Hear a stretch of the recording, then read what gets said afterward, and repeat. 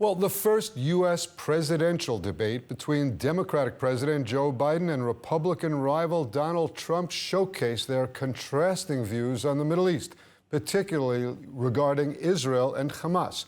Both candidates emphasized their strong support for Israel, but had differing approaches to dealing with Iran, Gaza, and Palestinian statehood, highlighting the complexities and challenges facing the region ahead of the November election. And in the studio with me is ILTV Editor-in-Chief Maayan Hoffman. We wanted to discuss the debate between us, if you could. But first, let's watch a short clip. Do it. We're providing Israel with all the weapons they need and when they need them. And by the way, I'm the guy that organized the world against Iran when they had a full-blown intercontinental ballistic missile attack on Israel. No one was hurt. No one Israeli was accidentally killed, and it just stopped. We saved Israel. You got to ask them, as far as Israel and Hamas, Israel's the one that wants to go. He said the only one who wants to keep going is Hamas. Actually, Israel is the one, and you should let him go and let him finish the job. He doesn't want to do it. He's become like a Palestinian, but they don't like him because he's a very bad Palestinian. He's a weak one.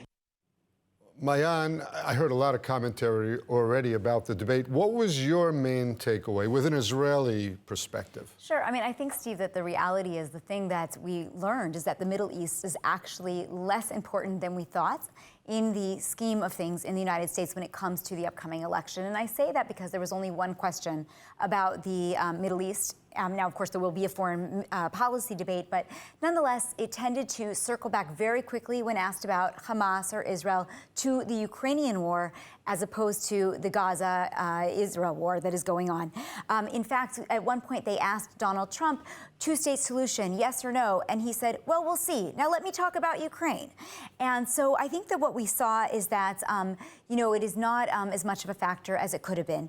The other thing I would say is that both presidents were very comfortable expressing that they were pro-Israel, that they supported the state of Israel. There's been a lot of concerns with all of the rallies that took place on the college campuses and the protests in the streets that perhaps Biden was afraid that he would lose some of his younger, more liberal constituency if he promoted a pro-Israel agenda. But it was clear from last night's debate that Biden is a proud pro-Israel president.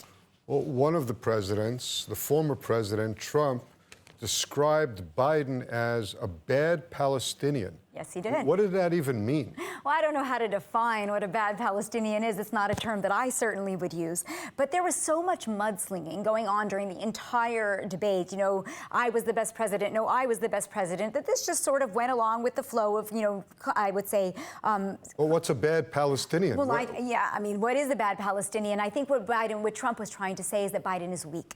He was saying that not only, do Israelis not respect Biden and his foreign policy, but in fact, even the Palestinians do not, because he's a bad Palestinian or a weak Palestinian that is not even promoting an agenda that the Palestinians can align with. But I think the fact is that what really came out of that whole dialogue where the bad Palestinian line came up was that Trump or Biden actually said, well, everybody agrees that we need to stop this war immediately, even the Israelis. And here is where Trump, in all of the, what I would say, shtuyot or craziness that came out in this debate, over the weekend, the one thing that he said that is true is, with regards to the Middle East, is that it's not true that Israel is 100% ready to end this war. Israel wants a ceasefire agreement. Of course, Netanyahu has already said he is aligned with bringing the hostages home and stopping the war under the right circumstances. We cannot, as a country, give up the battle against Hamas and leave Gaza completely. Well, that's not the debate subject, though. Right. Well, kind of, because, when Biden says, well, everybody agrees we need to stop the war, even Israel, and Trump says, no, you need to let Israel continue and to fight till it's done, what Trump is actually saying is, in fact, yes, Israel needs to beat terrorism. And on that, I think that all Israelis would agree. I want to ask you, though, too, because, you're asking me a lot of questions, Steve, but I feel like I'd really like to get your take, if that's all right.